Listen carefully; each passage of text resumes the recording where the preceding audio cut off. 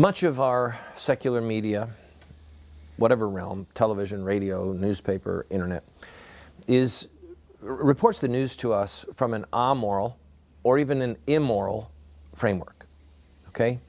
By phrases that they use, by premises that they have as they undergird the story, the way they cover the story. And I'm going to take us out of this generation, put us back. Let's go to Pompeii. Pompeii, of course, was destroyed in 79. Let's go there in 78, long before there were any rumblings. And we'll do a lengthy piece, all right, kind of a human interest story on one of the businesses in Pompeii. I'm here with Bruno Maximus. Mr. Maximus owns a chain of brothels here in the city, and they've been making some improvements and enlargements, and we thought we'd give you a look behind the scenes to see how your needs are being met in the city of Pompeii. Mr. Maximus, we understand that you've recently made some expansions. Well, yes, we've gone from 4 to 6 brothels, and we've just brought in a new batch of young women from Asia, from the Netherlands, and from Northern Africa. And all of these young women are sure to meet the needs of any of our customers. Mr. Maximus, there has been some interest in what happens if any of these young girls are impregnated. Well, what we've been doing consistently within the bounds of the law is the girls are offered the ability to keep their job if after this unwanted offspring is born, they put the products of conception outside of the city wall. As you know, this is a very long and time-honored tradition. We call it exposure, where we place the unwanted products of conception on the outside of the wall, and they're left overnight, and sometimes they're done away with by the cold. Other times animals come and feast on these problems, and we all know that they're a problem. I have to say, Mr. Maximus, there have been some very troubling reports that certain Christians, so-called, in the community are taking these children and adopting them and raising them as their own.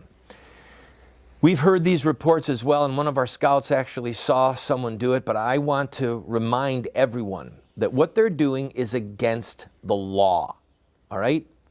We are taking care of these young women. We're letting them keep their job if they get rid of the child, and these Christians are lawbreakers. They have no right to do the things that they're doing. The young mother has the choice to place this baby outside of the wall, and I think that these so-called Christians should be honoring the decision of the mother. Well said, sir. Moving along, what about the clients in the area and the sailors that are coming in that aren't interested in female companions? Do you have anything to offer them? Well, as a matter of fact, taking our cue from some of the Roman bathhouses and some of the Greek bathhouses that have been established throughout the realm, we are opening next month our first all-male bathhouse. And you can be assured that there's going to be some surprises for our customers, and I think that they're going to be delighted with what they find. Well, Mr. Maximus, we hope that your business is successful, and we're impressed with the improvements that you've made and the fact that you're opening up 2, and then soon a 3rd, if I got the math right. Did I get the math right? Yes, that's right. We're going to have 2 for the new women that are coming and 1 for the men and the teenage boys that we're bringing in. All right, great. Well, we hope that all goes well for you, and We'll check back with you in a couple months to see how business is doing. Back to you, Bob. So obviously that's a disgusting, vile illustration. But if there's no such thing as truth with a capital T, if there's no such thing as absolute morals, why not? What's wrong with it? I mean, is there something wrong with it? If there is, who says so? I mean, if what they were doing in Pompeii was completely legal, right? So, what made it wrong? We must return to a view of the news, economics, humanity, that is anchored in absolute truth and absolute morals. Because if you abandon the laws of God as the premise for discussing human behavior, then you literally are in a moral free fall.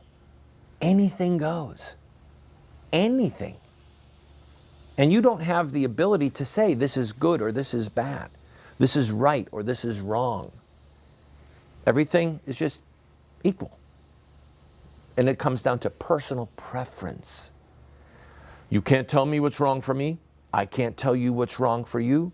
We just have to be tolerant of one another. We live in a pluralistic society, and we need to all get along. And we need to beware of those Christians that are always trying to ram their morals down the throat of all of society. Do you see where this is going? I'll tell you more in the next segment.